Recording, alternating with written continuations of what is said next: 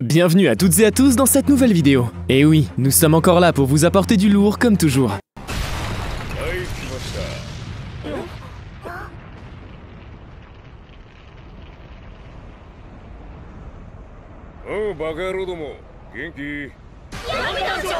On le sait tous, les animés sont définis comme un monde à part entier où tout reste possible. Quand on dit que c'est vraiment tout, surtout en termes de puissance. Pour cette vidéo, comme vous avez pu le voir dans le titre, nous allons vous parler de personnages d'animés hyper flemmards, mais dont les puissances restent tout de même inégalées. Vous avez une idée de quelques personnages en tête actuellement? Eh bien c'est parti avec le numéro 10, Children of the Whales.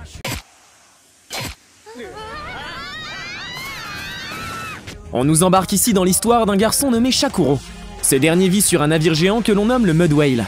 Ce qu'il faut savoir en réalité, c'est que le Mud Whale est en réalité une société divisée en deux types de personnes. Nous avons en premier lieu les Marked, qui sont eux capables de déplacer des objets avec la simple force de leur esprit, en utilisant un étrange pouvoir nommé Timia. La contrepartie de ce pouvoir, c'est qu'il raccourcit progressivement leur durée de vie. De l'autre côté, on retrouve les Unmarked, qui sont des personnes qui n'ont en fait pas de Timia, et qui, vous l'aurez deviné, bénéficient d'une durée de vie plus longue. Depuis leur naissance, Shakuro et ses amis n'ont jamais pu voir des personnes du monde extérieur, et ces derniers passent toute leur journée à explorer et à apprendre davantage. Une nouvelle aventure débutera donc pour eux en l'an 93, lorsque le Mud Whale rencontre une île isolée et Shakuro lui fera la rencontre d'une fille à l'intérieur de cette île.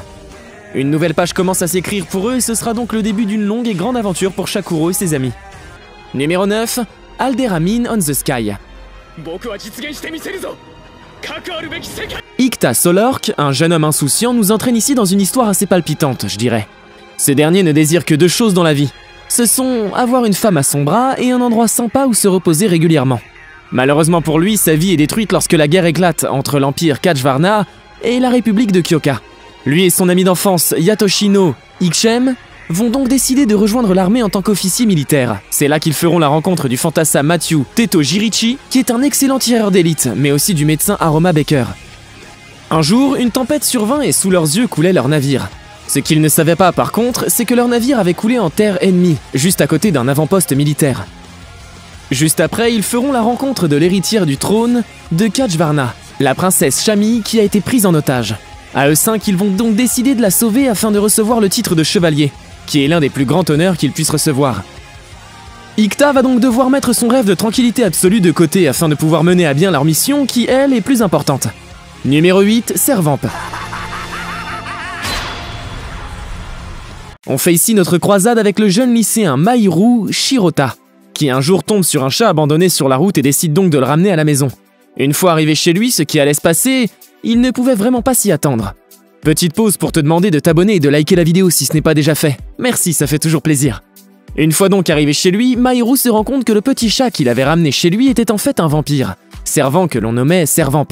La petite vie tranquille de notre acteur prit donc fin ce jour-là. En effet, Mahiru devient donc le maître de ce chat et se voit embarqué dans des combats terrifiants, entre vampires venus de différents horizons. Numéro 7, Plunderer. On se retrouve ici dans un monde assez particulier où tous les êtres humains ont un nombre inscrit sur le corps. Ce nombre représente tout simplement un compteur et si ce dernier arrive à 0, alors la personne est envoyée dans les abysses, pour ne plus jamais revenir. Alors que la mère de Hina était sur le point de se faire engloutir par les abysses, cette dernière lui demande de retrouver un certain Baron Rouge. Mais qui est-il en réalité? Hina fera la rencontre de plein de gens sympas qui l'aideront à leur manière dans cette quête. On retrouve donc dans cet animé des combats féroces et dignes d'une grande chambre d'animation japonaise. Une chose est sûre, c'est que vous ne serez pas déçus. Numéro 6, Junitaizen Zodiac War.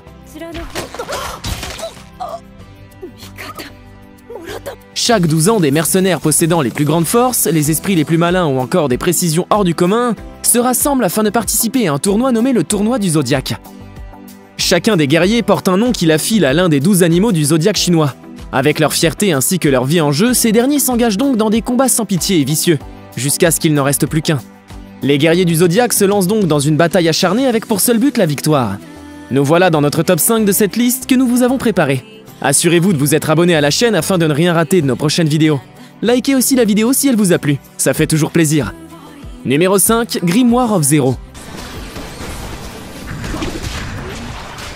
Retrouvons ici la belle et talentueuse magicienne Zero qui autrefois détenait un grimoire surpuissant, tellement qu'il était capable, selon les légendes, de détruire le monde. Malheureusement, ce précieux ouvrage lui a été dérobé et Zéro parcourt donc le monde entier à la recherche du coupable. Pour la suite de ses aventures, elle va se faire escorter par un mystérieux mercenaire mi-humain, mi-bête. On retrouvera également ici un monde fantastique rempli de créatures magiques hors du commun avec des combats plus délirants les uns que les autres. Numéro 4, King of Nabari. Un peu de calme, ça vous dirait? Oui? Eh ben ça tombe bien, puisqu'on se retrouve ici avec Rokuju Miharu, qui est un jeune de 14 ans très silencieux, apathique mais espiègle. Ce dernier est détenteur d'une technique surpuissante appelée le Shinra Banshu, que de nombreux clans ninja souhaiteraient avoir afin de devenir les dirigeants de Nabari. Le camarade de classe Koichi du jeune Miharu et son professeur d'anglais sont tous deux secrètement des ninjas du fameux clan Banten, qui s'engagent donc à protéger Miharu contre ses agresseurs. Au départ, le jeune Miharu refusera de rejoindre le clan de ses protecteurs pour se faire aider, mais après de nombreuses attaques à son encontre, il ne trouve donc plus d'autre choix que d'accepter. Une pépite que je vous conseille d'ailleurs d'aller regarder si vous ne l'avez pas encore fait. Numéro 3, Gate.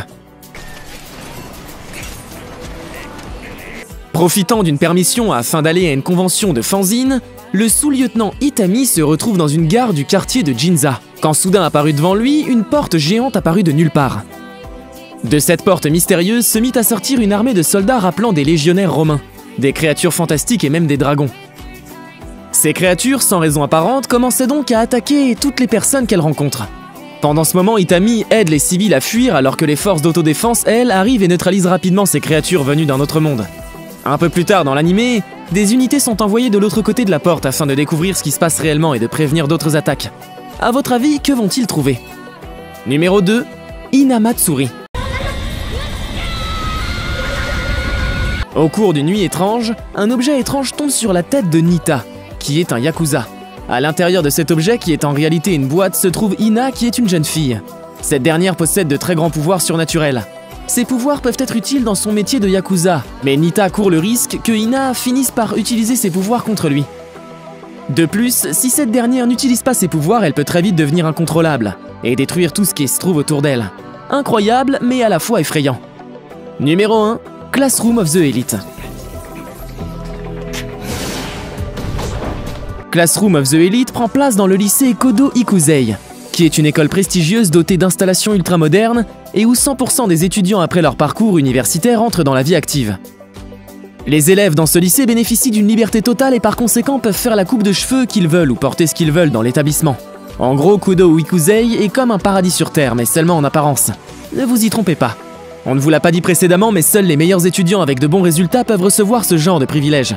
Ce qu'il faut savoir, c'est que dans cette école, chaque mois, selon tes notes et ton comportement, tu te vois attribuer des points et ces points te permettront d'acheter ce que tu veux au sein de l'école.